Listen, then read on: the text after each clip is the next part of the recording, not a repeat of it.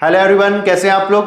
Welcome to our channel ICME education. और इस video में हम लोग देखने वाले हैं कंप्यूटर साइंस ब्रांच में आया हुआ क्वेश्चन है 2014 गेट में, ठीक है। और ये 2 मार्क्स का क्वेश्चन था और बहुत ही बढ़िया क्वेश्चन है। अगेन मैं आपको ये कहूंगा कि मैंने जो प्रोबेबिलिटी का लास्ट वीडियो यहाँ पे दिया हुआ था जो कि फॉर्मूला बेस्ड था, probability of A union B, probability of A, probability of B minus probability of A intersection B. तो उस फॉर्मूले बेस मैंने आपको क्वेश्चन दिया था और उससे रिलेटेड कोई भी आपके पास क्वेश्चन आता है तो आप उस फॉर्मूले से आप बना सकते हो। और मैंने यहां पे बात की थी इंडिपेंडेंट वेरिएबल का, इंडिपेंडेंट इवेंट्स का, ठीक है ना। अब वैसे ही ये क्वेश्चन है, ये भी अगेन मैं आपको बोलूंगा पहले से ही कि ये फॉर्मूला बेस्ड क्वेश्चन है। और इस टाइप के क्वेश्चन ना आपको बिल्कुल आपके प्रोबेबिलिटी वाले चैप्टर में दिखते रहते हैं। कोई भी ब्रांच की अगर मैं बात करूं या फिर आप अपने जो एप्टीट्यूड की तैयारी करते हैं गेट में प्रोबेबिलिटी को लेके, तो उसमें भी इस टाइप का क्वेश्चन आप बिल्कुल देख सकते हो। तो आपको मैं ना ऐसा पढ़ाऊंगा कि आपको ना इससे रिलेटेड और भी क्वेश्चन आपसे बनने लगेंगे, ठीक है। सो दैट्स व्हाई मैंने इस क्वेश्चन को डिस्कशन में लिया हुआ है। और आप देखिए क्वेश्चन में क्या लिखा है मेरे पास, the probability that a given positive integer lying between 1 and 100 both inclusive. तो एक काम करते हैं ना, चलो जल्दी से उसको लिखते हैं जो आपके पास गिवन है यहाँ पे। सो भाई सबसे पहले जो मेरे पास गिवन है कि मेरे पास बात हो रही है यहाँ पे पॉजिटिव इंटीजर्स की, और पॉजिटिव इंटीजर मेरे पास यहाँ पे लिखा हुआ है 1 2 3 4 5 अप टू कहां तक जाना अपने को, लास्ट 100, 1 and 100। तो बोथ इंक्लूसिव है ना, तो 1 को मैं इंक्लूड करने वाला और 100 भी इंक्लूड होने वाला है। तो यहां पे आ गया मेरे पास लास्ट 98, 99 और ये 100, ठीक है। जैसा आप देख रहे हैं यहाँ पे। सो कितने नंबर्स हैं यहाँ पे टोटल पॉजिटिव इंटीजर्स कितने मेरे पास, 1 से 100 में 100 पॉजिटिव इंटीजर्स हैं यहाँ पे, ओके। अब देखो क्वेश्चन अगर अपन आगे पढ़ रहे हैं तो क्या लिखा हुआ है, लिखा हुआ मेरे पास इज नॉट डिविजिबल बाय 2, 3 और 5। अगर है बोलो कि सर आपको प्रोबेबिलिटी फाइंड करनी है, आपको लिखना है यहाँ पे नॉट डिविजिबल बाय 2, 3 और 5। ये आप देख रहे हैं यहाँ पे, ठीक। अगर मैं इसी क्वेश्चन को रीड करता हूं और अच्छे से, अगर मैं इसका और भी एक फॉर्म लिखता हूं तो इसका फॉर्म क्या बोल सकते हो सर, आप ये बोल सकते हो कि प्रोबेबिलिटी अपने को ऐसे की फाइंड करनी है कि वो होना चाहिए नॉट डिविजिबल बाय, और आपको मैं क्लैरिफाई करता हूं, not divisible by 2, not divisible by, ये देखो लिख रहा हूं मैं यहां पे, नॉट डिविजिबल बाय 3 और नॉट डिविजिबल बाय 5। ये ऐसा बोल सकते हैं क्या आप, ठीक है। सर इसको मैं ऐसा भी बोल सकता हूं क्या कि ये तीनों में से किसी से भी डिवाइड नहीं होना चाहिए, ऐसे आपको ऐसे इंटीजर्स निकालने 1 से 100 में और उसी की प्रोबेबिलिटी आपको फाइंड करनी है। या सर इसको मैं ऐसा बोल सकता हूं क्या, ना तो वो 2 से डिवाइड हो, ना तो 3 से, ना तो 5 से, ये सब एक ही चीज है यहां पे। तो देखो मैं यहां पे क्या लिख रहा हूं, एक और इसका form, probability of what, neither divisible by 2, 3 nor 5। क्या आपको ये समझ में आया क्या, ये तीनों आपको चीज एक ही दिखी क्या आपको, देखो ध्यान से यहाँ पे। तो ये वर्ड्स का बस यहाँ पे फर्क है यहाँ पे ग्रामेटिकली, लेकिन ये तीनों जो है वो एक ही चीज को शो कर रहा है, नॉट डिविजिबल बाय 2, 3 और 5, ठीक है। अब देखो आप लोग एक फॉर्मूला लिखते हो और वो फॉर्मूला देखो मैं जल्दी से लिखाता हूं आपको। आपने फॉर्मूला लिखा हो probability of A union B is equal to probability of A plus probability of B minus probability of A intersection B, ठीक है। सो ये हो गया मेरे पास इंटरसेक्शन। अगर मैं बोलता हूं कि सर ये जो probability of A union B आप लिखते हो इसका मतलब क्या होता है, इसका मतलब होता है मेरे पास कि यहां पे प्रोबेबिलिटी हम देख रहे हैं इधर ए और बी, ठीक है, या तो इवेंट ए या तो इवेंट बी, ऐसे ही आप लिखते हो। अब यहां पे एक लिखा हुआ है वर्ड मेरा probability of A intersection B, तो एक्चुअल में ये क्या होता है, ये आप बोलते हो sir both A and B. ये इसको और क्या लिख सकते हैं, probability of A and B, ये देख लो यहां पे। और क्या लिख सकते हैं, probability of A as well as B, ये भी आप लिख सकते हो, सब एक ही चीज है यहां पे, ठीक है। अगर यहां पे बोल रहा हूं मैं आपके पास कि प्रोबेबिलिटी ऑफ ए और बी का अगर आपको इंटरसेक्शन देखना है तो उसमें इवेंट ए और बी दोनों अकर होने चाहिए, ठीक है, A as well as B या ए एंड बी, ठीक। अब देखो इसी के लिए अगर मैं बोलूं यहां पे कि जो इवेंट मैंने लिखा हुआ है ये इवेंट्स लिखा मैंने यहाँ पे, इवेंट ये लिया मैंने दो event, event A and event B. ठीक, ध्यान देना आप लोग, यहाँ पे बहुत सारा कॉन्सेप्ट निकल के आएगा और इससे रिलेटेड कोई भी क्वेश्चन आप बना सकते हो आराम से। ठीक, तो इवेंट्स की अगर मैं बात कर रहा हूं तो ए और बी की बात कर रहा हूं, तो यहां पे ये दोनों के होने की प्रोबेबिलिटी को शो कर रहा है। ठीक है ना, इसको अगर मैं बोलूं सर ये एक्चुअल में शो क्या कर रहा है आपको, तो ये probability of A intersection B, ये दोनों के होने की प्रोबेबिलिटी को शो कर रहा है, A as well as B. अगर मैं एक तरफ लिखता हूं कि भाई probability of A intersection B, तो ये बार मैंने अप्लाई कर दिया। इसका मतलब क्या हो रहा है कि प्रोबेबिलिटी फाइंड करनी है अपने को, ना तो इवेंट ए होना चाहिए ना तो बी होना चाहिए। सर ये बार आप क्या लगा रहे हो, समझ नहीं आ रहा है। देखो मैं आपको बता रहा हूं यहां पे, बढ़िया सा आपको समझ में आएगा सब कुछ। अगर मैं सिर्फ सिंगल इवेंट की बात करता हूं तो भाई इवेंट जो है वो दो टाइप में डिवाइड होता है, या तो वो इवेंट होगा या तो नहीं होगा। अगर आप किसी एग्जाम में बैठे हुए हो तो भाई आपके पास दो ऑप्शन होते हैं, या तो उस एग्जाम में आप फेल होने वाले हो या पास होने वाले हो। ठीक है ना, तो यहां पे इस इवेंट के दो तरीके की बात हो रही है, एक हो रही है मेरे पास हैपनिंग ऑफ दैट इवेंट, ठीक है, और मेरे पास हो रही दूसरे not happening of that event. अगर मैं बात करता हूं हैपनिंग का तो प्रोबेबिलिटी ऑफ ए, और बोलूं यहां पे probability of A not happening, तो यार दो टाइप की चीजें होंगी ऑलवेज इवेंट के लिए। तो एक बात बताओ, दोनों के प्रोबेबिलिटी का सम कितना होगा, 1 होगा ना, एज ऑब्वियस यहां पे यही होगा मेरे पास। तो यहां पे बात किसकी हो रही है, दो इवेंट की हो रही है, तो probability of A not happening as well as probability of B not happening. समझ में आ रहा है, और ये शो कर रहा है ए बार। अगर इसको आपको और भी लिखना है, आप अगर लिखना चाहते हो तो इसको और कैसे लिख सकते हैं, probability of A dash B dash. ये देख लो, probability of A complement intersection B complement, ये सब एक ही चीजें लिखी हुई है यहां पे। क्या आपको बात समझ में आ रही है? ठीक है, अब यहां पे बात हो रही है ए बार बी बार ए डैश बी डैश या ए कॉम्प्लीमेंट बी कॉम्प्लीमेंट, तो तीनों यहां पे एक ही चीजें हैं। ठीक है ना, अगर मैं इसी को एक्सप्लेन करता हूं कि सर यहां पे कितने इवेंट्स की बात हो रही है, तो मैंने यहां पे क्या बोला कि भाई एक ऐसा नंबर है 1 से 100 में जो 2 से डिवाइड होगा, तो इसको मैंने एक इवेंट ले लिया। 3 से डिवाइड होगा, ये दूसरा इवेंट। 5 से डिवाइड होगा, ये मेरे पास तीसरा इवेंट। 3 इवेंट्स की यहां पे बात हो रही है। और अगर मैं इसको कंपेयर कर पा रहा हूं, अगर मैं चलो ये तीनों को लिखता हूं, ये तीनों को, तो ये लाइन एक्चुअली में शो क्या कर रहा है कि यहां पे शो कर रहा है नॉट हैपनिंग ऑफ, यहां से देखना आप लोग, not happening of event A and not event B, ये देख लो। ठीक है सर, इसको ऐसा आप लिख रहे हो क्या, ऐसा कुछ बोलना चाह रहे हो क्या, neither event A nor event B. Sir बात देखिए क्या यहां पे समझा रहे हो क्या, वैसे ही कुछ बिल्कुल ये वही बात शो कर रहा है यहां पे, ए डैश इंटरसेक्शन बी डैश या बार या कॉम्प्लीमेंट, जो भी आप लगाना चाहो। ठीक है ना, अब यहां पे मैंने दो इवेंट आपको एक्सप्लेन करके बता दिए। अब मैं बोल रहा हूं कि सर यहां पे जो आपको प्रोबेबिलिटी फाइंड करनी है, इसको हम लोग क्या लिखने वाले हैं, तो अकॉर्डिंग टू दिस प्रोबेबिलिटी जो हम लोग को फाइंड करनी है, इसको मैं ऐसा लिख सकता हूं क्या कि sir probability of not divisible by 2 intersection not divisible by 3 intersection not divisible by 5, ये अपने को फाइंड करना है। जो मैंने वहां पे 3 लाइंस में यहां पे लिखा हुआ है, तीनों एक ही चीज है, नीदर डिविजिबल बाय 2 3 नॉर 5, तो ये क्या वही शो कर रहा है क्या, इसका मतलब आपको ये फाइंड करना है यहां पे। ठीक है, इसको मैं यहां पे वापस से लिख देता हूं, probability of 2 bar intersection 3 bar intersection 5 बार, ये तो ये आपको यहां पे फाइंड करना है। ठीक है, तो पहले आप इसको आराम से नोट कर लो।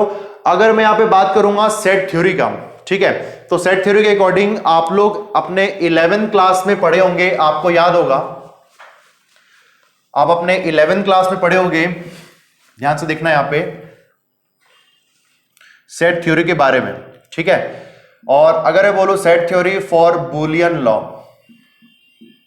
सेट थ्योरी बुलियन लॉ, और इस लॉ के अकॉर्डिंग हम लोग क्या लिखते हैं, मैंने अगर यहां पे दो इवेंट लिया हुआ है, ध्यान देना, अभी मैं दो इवेंट की बात कर रहा हूं। पहले अगर मेरे पास लिखते हैं हम लोग कि ए ये बार, ठीक है, इंटरसेक्शन बी बार, तो इसको हम लोग बुलियन लॉ के अकॉर्डिंग लिख सकते हैं A union B whole bar. समझ में आया क्या चीज, और बार वही कॉम्प्लीमेंट या डैश लगाओ, एक ही बात है ना। और दूसरा लॉ मेरे पास होता है ए इंटरसेक्शन, अगर मैं इसको बोल रहा हूं ए यूनियन बी, ये बार लगे हुए हैं और ये हो जाएगा A intersection B whole bar. क्या आप ऐसा बोल सकते हो क्या?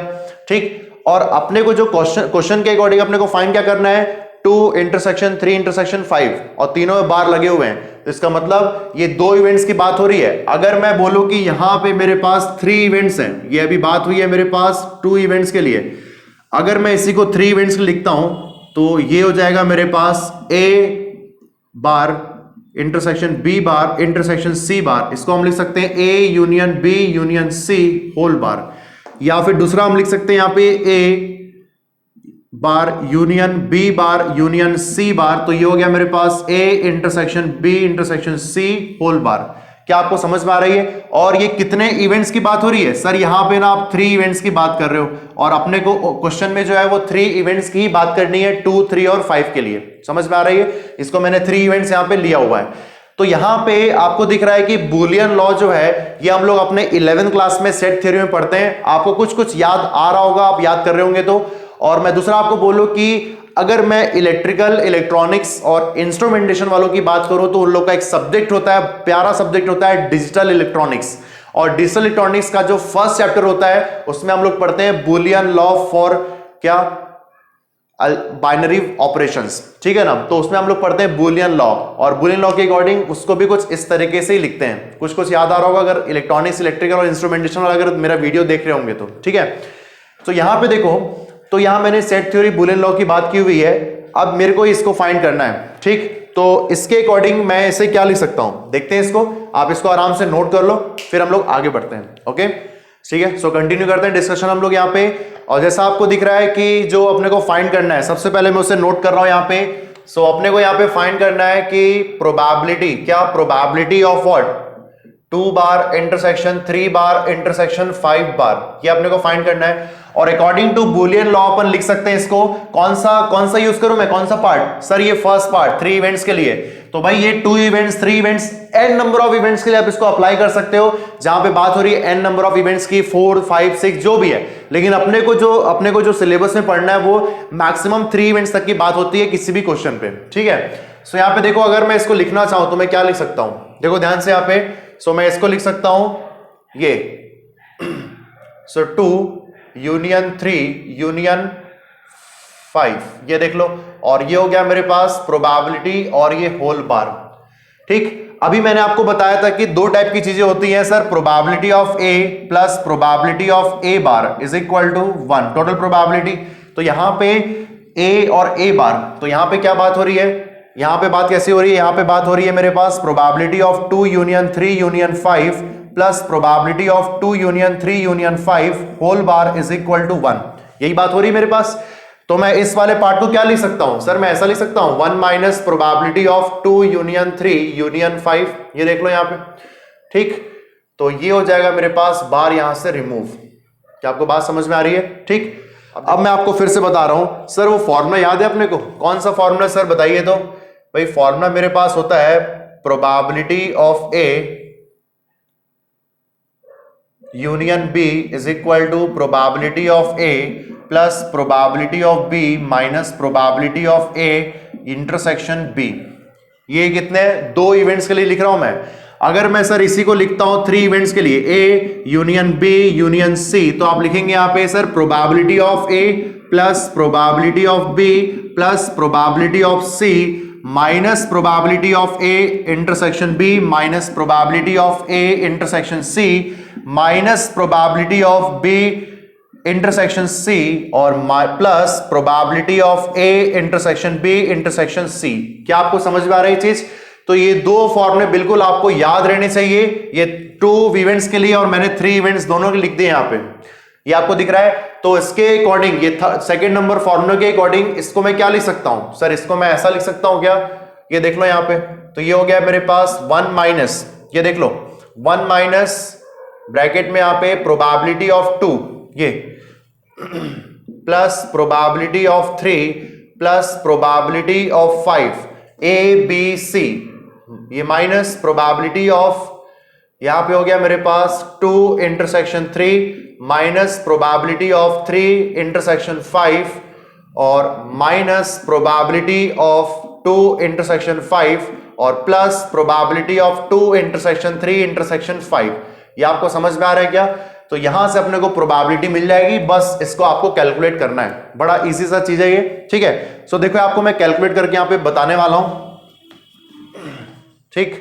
अब देखो ये फॉर्मूले पे लिखा हुआ, मैंने पूरा फॉर्मूला यहाँ पे अप्लाई कर दिया है। अब इसी में अपने को सब वैल्यूज पुट करनी है। अब देखो यहाँ पे क्या क्या लिखा हुआ है मेरे पास। सबसे पहले ध्यान दो कि मैंने फर्स्ट पॉइंट क्या लिखा हुआ है। मैंने फर्स्ट पॉइंट लिखा है प्रोबेबिलिटी ऑफ 2, मतलब divisible by 2, probability divisible by 3 5, ठीक है ना।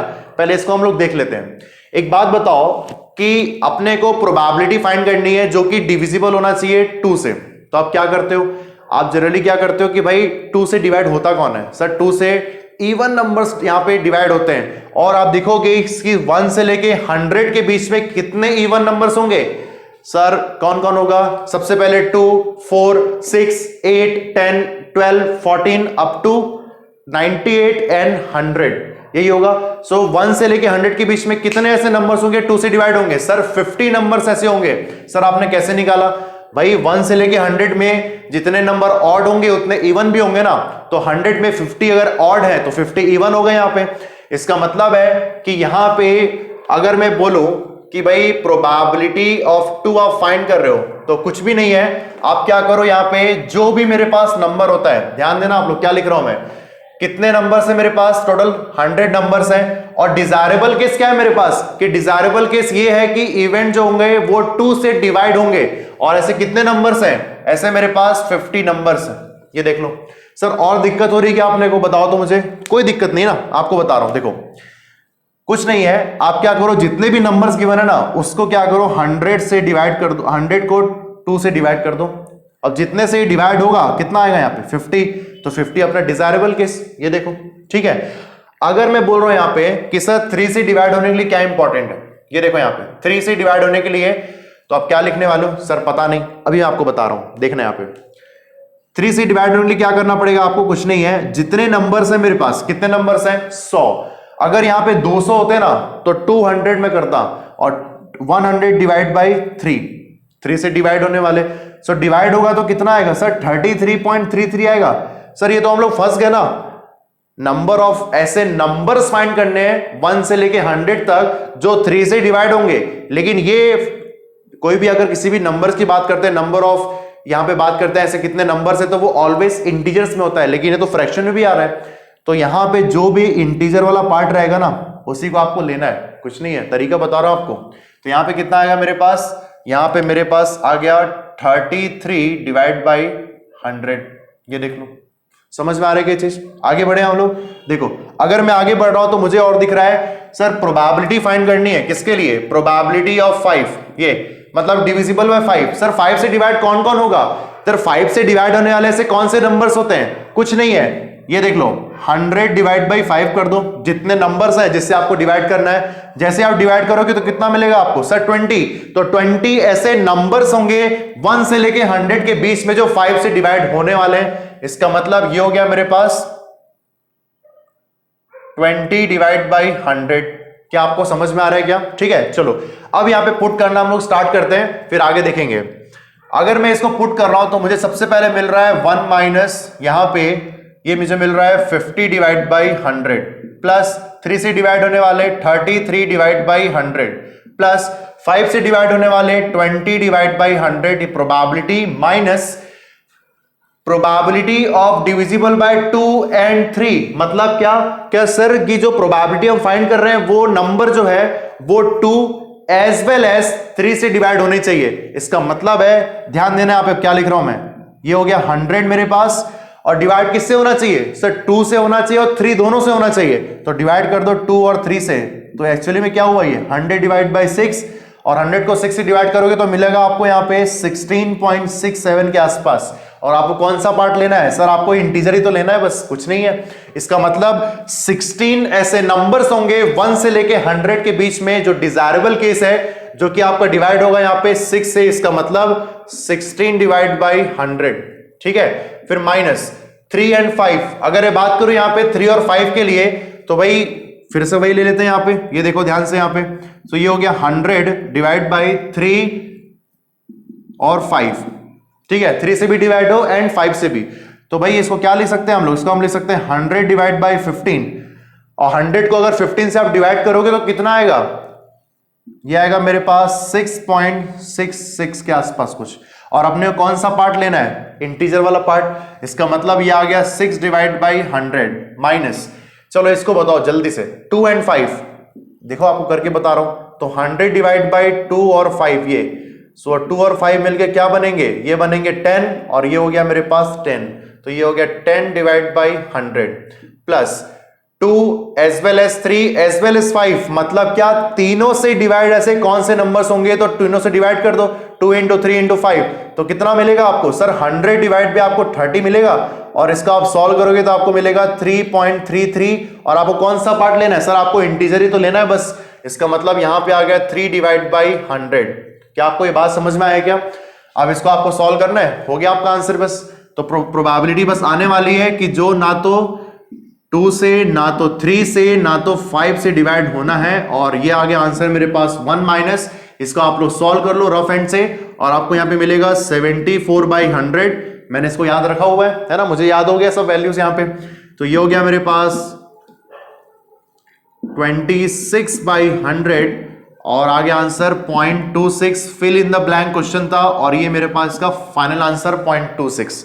सो इस तरीके से अपन क्वेश्चन को देख पा रहे हैं, कैसा हम लोगों ने डिविजिबिलिटी रूल यहां पे अप्लाई किया, 2 3 5, 3 एंड 5, 2 एंड 5, 2 3 5, ये सब कुछ मैंने आपको तरीका बताया कि कैसे आपके पास अगर बहुत सारे नंबर्स हैं और आपको चेक करना है कि ऐसे कितने नंबर्स हैं जो 3 से डिवाइड हो रहे हैं, 2 से हो रहे हैं, 5 से हो रहे हैं, तो अपन कैसे कैलकुलेट करते हैं। तो ये क्वेश्चन ना मेरे अकॉर्डिंग खास इसलिए है क्योंकि इस तरह के क्वेश्चन बिल्कुल गेट एग्जाम में आते हैं, चाहे वो एप्टीट्यूड की बात करूं, चाहे वो मैं अपने टेक्निकल सब्जेक्ट जब हम लोग इंजीनियरिंग मैथमेटिक्स का प्रोबेबिलिटी पढ़ते हैं तो वहां पे बात करूं, ठीक है। तो इसलिए क्वेश्चन बहुत खास था और आप देख सकते हो बड़े आसानी से हम लोगों ने सॉल्व किया है। बस आपको दिक्कत यह है कि ये 3 वेरिएबल का फॉर्मूला आपको पता होना चाहिए, ठीक है। तो यहां पे क्या लिखा हुआ है मेरे पास, यहां पे लिखा हुआ है कि 1 ये ना तो 2 ना तो 3 ना तो 5 से डिवाइड होने चाहिए, और दूसरा कंडीशन क्या हो सकता है, या तो वो तीनों से डिवाइड होना चाहिए, और वही तीनों से डिवाइड होने का मतलब 2 या 3 या तो 5, तो टोटल प्रोबेबिलिटी 1 माइनस वो कंडीशन जहां पे तीनों से डिवाइड हो रहा है। क्या आपको बात समझ में आ रही है, 2 और 3 और 5, ठीक। तो ये था मेरे पास इसका सॉल्यूशन। आप मिलते हैं हम लोग नेक्स्ट वीडियो में अच्छे क्वेश्चन के साथ। तो इसका आंसर आ गया 0.26। Bye bye class, thank you.